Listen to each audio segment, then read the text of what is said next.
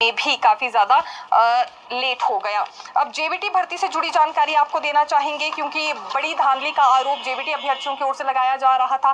पिछले कल भी इन्होंने बड़ा प्रदर्शन किया, फिर सचिवालय के समीप ही ये सड़क पर बैठ गए थे भूख हड़ताल पर। आज सीएम सुक्खू से जब इनकी मुलाकात हुई तो इन्होंने अपना ज्ञापन सौंपा, जिसमें इनकी कुछ एक डिमांड्स थी। हालांकि मुख्य डिमांड वही है कि बीएड अभ्यर्थियों को जेबीटी भर्ती में मान्यता ना दी जाए। और दूसरी बड़ी बात इन्होंने ये भी कही है कि बड़ी धांधली हुई है। अभी काउंसलिंग का जो रिजल्ट जारी किया गया है बैच वाइज भर्ती में, उसमें बहुत से बीएड अभ्यर्थियों को नौकरी दी गई है जिनके पास जेबीटी टेट ही नहीं है। ऐसे में दस्तावेजों की जांच सही से नहीं हो पाई है, तो इस पर जांच होना काफी ज्यादा जरूरी है कि आखिरकार क्यों इतनी आनन फानन में ये रिजल्ट तैयार किया गया और फिर बीएड अभ्यर्थियों को नौकरियां दे दी गई। हालांकि सीएम सुक्खू ने इस पर यह आश्वासन दे दिया है कि जब तक सुप्रीम कोर्ट का फैसला नहीं आएगा, बिल्कुल देखिए जैसा कि जेबीटी अभ्यर्थी चाहते थे कि जब तक सुप्रीम कोर्ट का फैसला ना आए ये भर्ती प्रोसेस आगे नहीं बढ़ना चाहिए, तो सीएम सुक्खू ने यही शब्द कहे हैं, जब तक सुप्रीम कोर्ट का फैसला नहीं आएगा ना तो नई भर्तियां होंगी और अभी जो नियुक्तियां दे दी गई हैं वो होल्ड पर रखी जाएंगी, यानी कि विड्रॉ करने की उन्हें बात हुई है।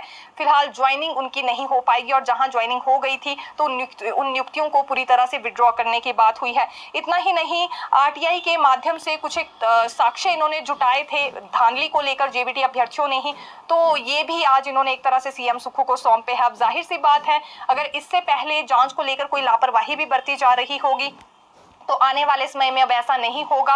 12 जिलों में ये जांच बिठाई जाएगी। बात उस रिपोर्ट को लेकर भी करना चाहेंगे जो कि प्रारंभिक शिक्षा विभाग की ओर से तैयार की जा रही है। दरअसल क्योंकि एक कमेटी का गठन किया गया था, जो जांच कमेटी थी ये 4 सदस्यों की थी और आज ही ये रिपोर्ट पेश करने वाली है प्रारंभिक शिक्षा विभाग को। अब प्रारंभिक शिक्षा विभाग इसके बाद ये तय करेगा कि क्या 12 जिलों में ये जांच करवाई जाएगी या फिर विशेष तौर से, जैसा कि हम जानते हैं जांच कमेटी केवल तैयार की गई थी जिला शिमला के लिए और कुल्लू के लिए ही। लेकिन आज जिस तरह के तथ्य पेश किए गए हैं इन्हीं जेबीटी अभ्यर्थियों की ओर से, क्योंकि आरटीआई के माध्यम से देखिए इन्होंने ये तथ्य भी जुटाए हैं, तो इसके बाद अब संभावना ये बनी है कि 2 जिलों में महज ये जांच नहीं होगी बल्कि 12 जिलों में भी जांच करवाई जा सकती है। इस पर ही अभी प्रारंभिक शिक्षा विभाग में भी देखिए चर्चा हो रही है। हालांकि बड़ा मामला देखिए कुल्लू के बशीर स्कूल का भी सामने आया है।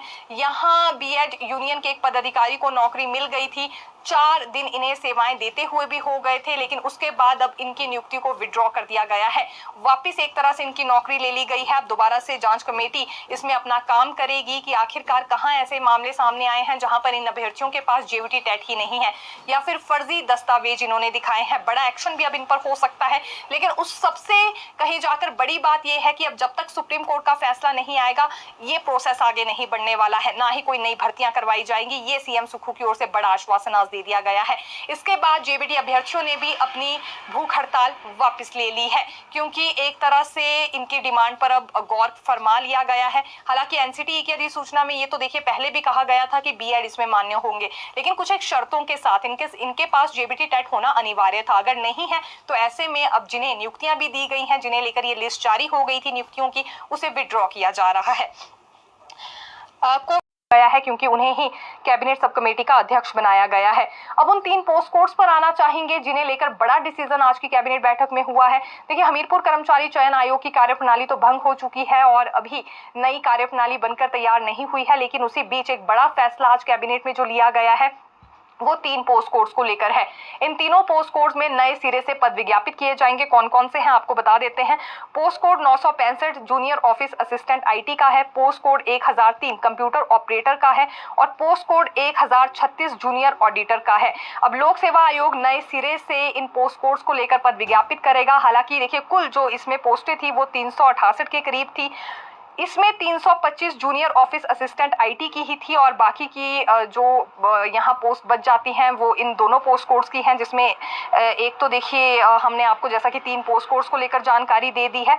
और देखिए बड़ी बात इसमें ये भी है कि 1.5 लाख के करीब जो युवा थे उन्होंने इन पोस्ट कोड्स को लेकर आवेदन किया था और अब उनकी जो फीस है एक तरह से माफ़ कर दी गई है, यानी कि दोबारा से उन्हें फीस नहीं भरनी पड़ेगी और ओवर एज भी इन्हें घोषित नहीं किया जाएगा। तो ये बड़ी जानकारी हम आपके लिए कर आए थे।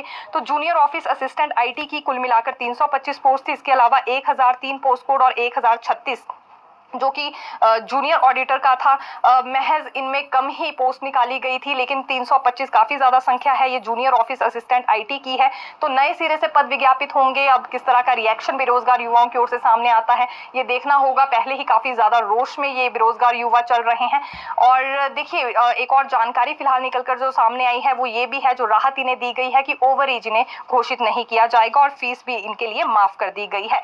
तो एक बार फिर मैं दोहराना चाहूंगी, 965 पोस्ट कोड को लेकर मैंने ये जानकारी दी है। जूनियर ऑफिस असिस्टेंट आईटी का है और इसके अतिरिक्त पोस्ट कोड 1003 है, ये कंप्यूटर ऑपरेटर का है, और पोस्ट कोड 1036 है, ये जूनियर ऑडिटर का है। तो नए सिरे से लोक सेवा आयोग इसमें पद विज्ञापित करेंगे। कुल जैसा कि हमने कहा 368 के करीब पद थे और 325 पोस्टें इसमें जूनियर ऑफिस असिस्टेंट आईटी की ही बताई जा रही है। तो एक बड़ा शौक हम कहना चाहेंगे इस पोस्ट कोड के अभ्यर्थियों के लिए है। एजुकेशन लोन को लेकर